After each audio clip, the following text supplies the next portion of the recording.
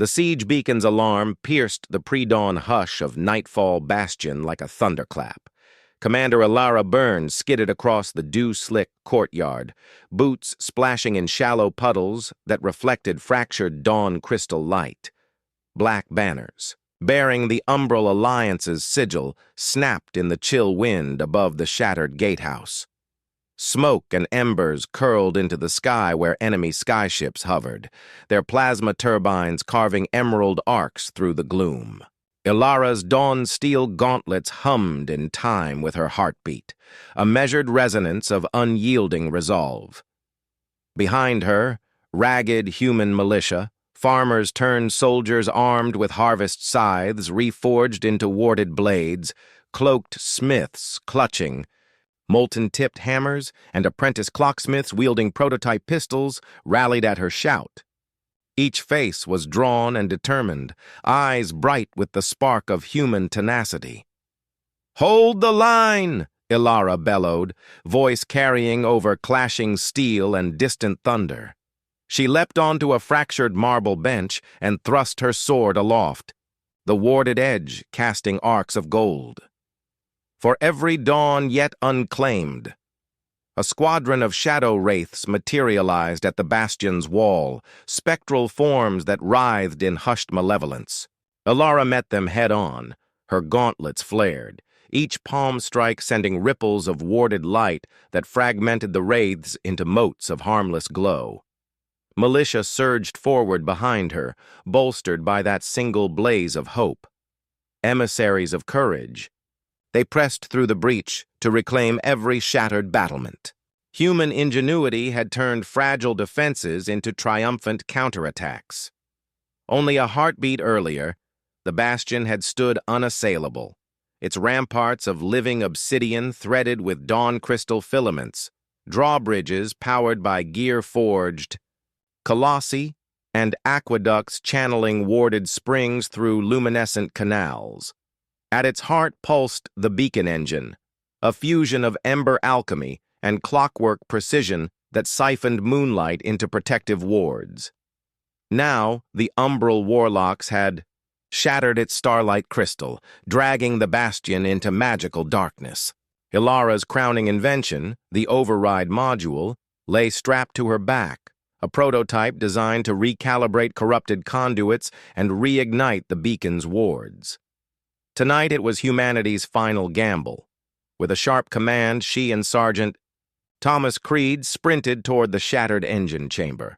Stone pillars groaned under the weight of collapsing wards, and corridors, once gleaming with rune-carved marble, now dripped with cursed ichor. Ilara jammed the override's interface into a fractured control console. Its gears whirred and cranked as she recited the gear-right's canticle. Panels slid, vents hissed, and conduits pulsed with golden resonance. A dome of living light blossomed overhead, banishing half the wraiths into harmless sparks. Thomas seized the moment, rallying flankers to press the advantage. Beyond that dome lay the Vault of Gears, a vast chamber of clockwork pillars and molten forges. Here, the beacon's core, an orb of crystalline dawn, hung suspended by arcane filaments. The core's shell was spiderwebbed with glowing fissures.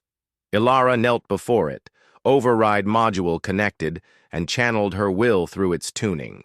Fork resonators. A crescendo of harmonics exploded through the vault. Cracks sealed in molten dawn fire. The orb hummed anew in vibrant life. The entire bastion trembled, then exhaled with collective relief. But victory's glow was fleeting.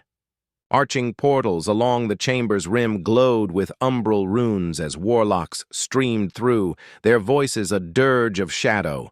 Ilara sprang up, drawing her warded blade in a single arc that cast a shield of light.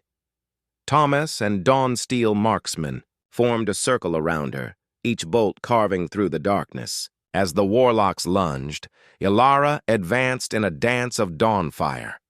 Every step ignited rune-carved tiles, every swing forged pulses that repelled creeping shadows. Meanwhile, engineer smiths in scarlet aprons seized fallen skyship wreckage to construct mobile dawn turrets.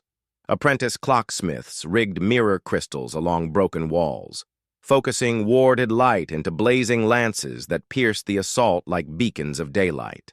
Farmers turned sappers lobbed dawn sap grenades, fruits imbued, with warding pollen that erupted in protective halos. Every corner of the bastion became a workshop of hope, a testament to human ingenuity in crisis. Above, dawn-winged drakes, ember-scaled allies, dove through shattered skylights, their breath forging warded prisms that sealed rooftop breaches. Dragonkin engineers guided the beasts to deploy dawn crystals on parapets, weaving living wards into the ruin. Ilara directed every movement with crisp gestures. "Cover the west ramp! Shield the southern flank!" Her voice calm amid chaos. Human ingenuity had woven disparate crafts into a tapestry of resistance. At last, the central dais of the beacon engine stood surrounded by shattered runework and spent wards.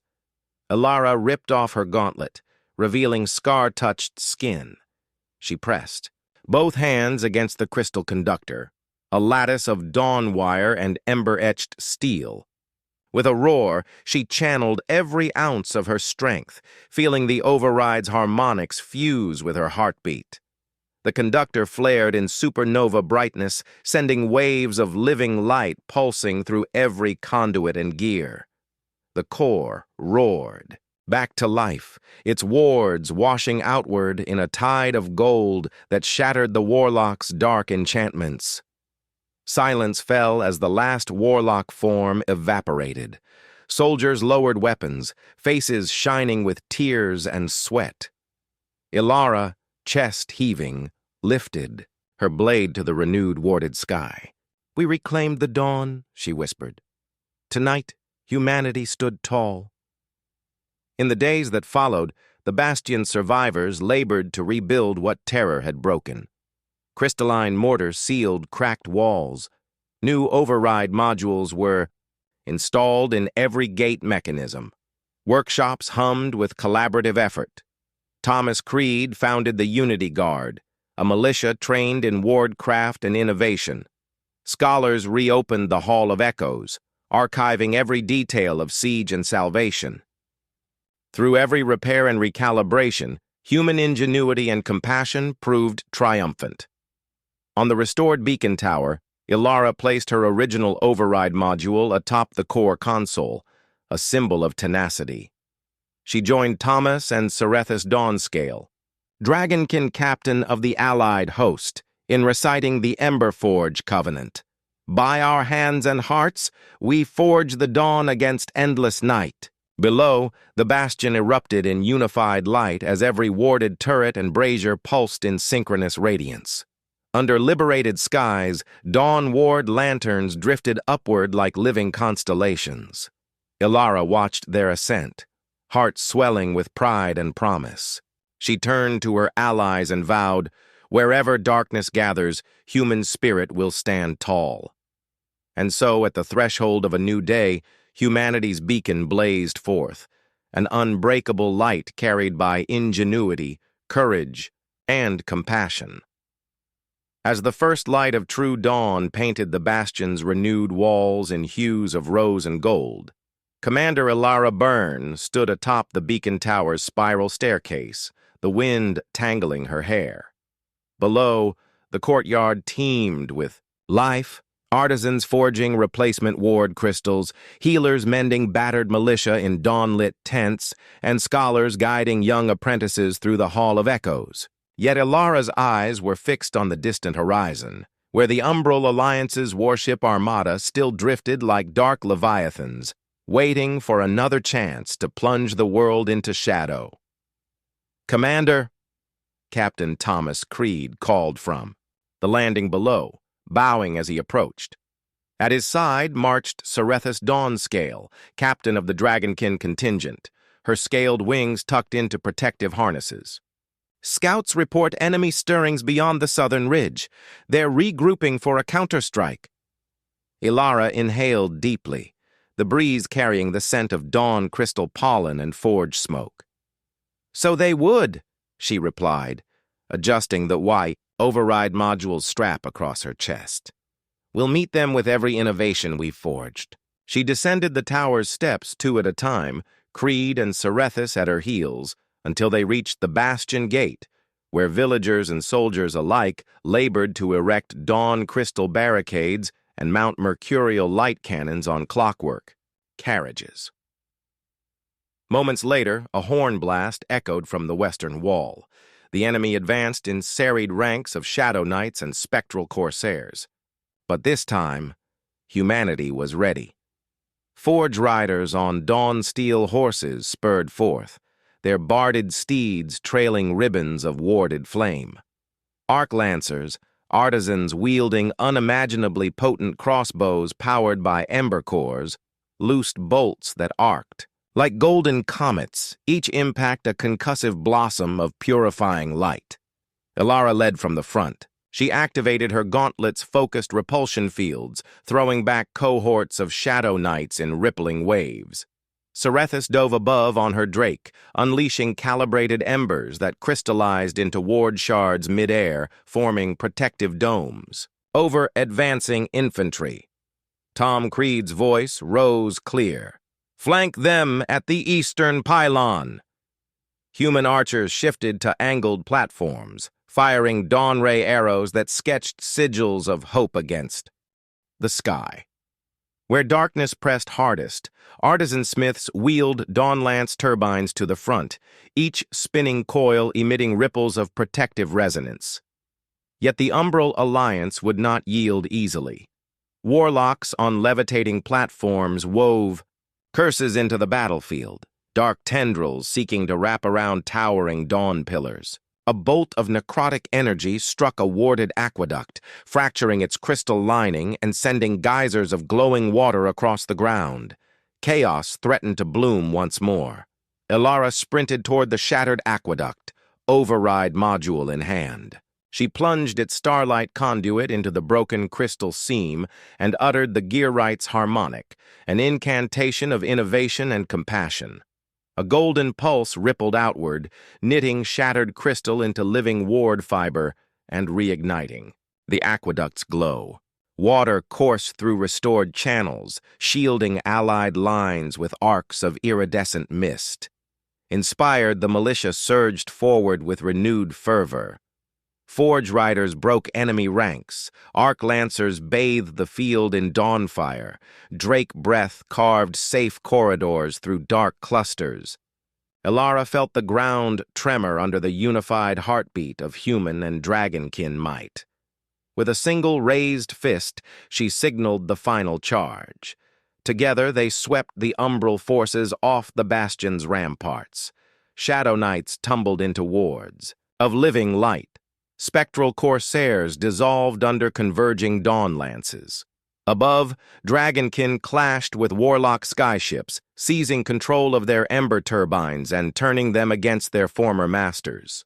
Each reclaimed vessel became a beacon, broadcasting stories of human courage to every corner of the realm. As the last warlock platform collapsed in a shower of shattered obsidian and dawn crystal splinters, Elara descended to the central plaza. There, by the newly repaired beacon engine, Thomas Creed raised his blade in salute. Cerethus's drake's roar echoed as a triumphant war cry, and every citizen cheered in unison. Elara removed her gauntlets, revealing sweat-streaked skin warmed by the override's harmonics. She placed her hands, still trembling with the surge of power, against the engine's core console. In that moment, memory of every sacrifice and innovation flickered through her mind. The prototype modules tested in midnight workshops, the midnight forge fires stoked by hopeful artisans, the tears and laughter of survivors united by a common purpose. The core's crystal glowed brighter, responding to her resolve. In the hush that followed, Elara lifted her voice across the plaza. "Tonight we did not merely survive. We innovated our salvation. We turned shadows into light. Let every fortress, every city, every heart come to know that where humanity stands together, Dawn will always follow the darkest night. Below, lanterns of crystallized dawn rose on strings from every wall and battlement. They floated skyward, drifting like living stars, a testament to every hand that had built, defended, and reclaimed the bastion. Dragonkin and humans stood side by side, eyes lifted in shared wonder.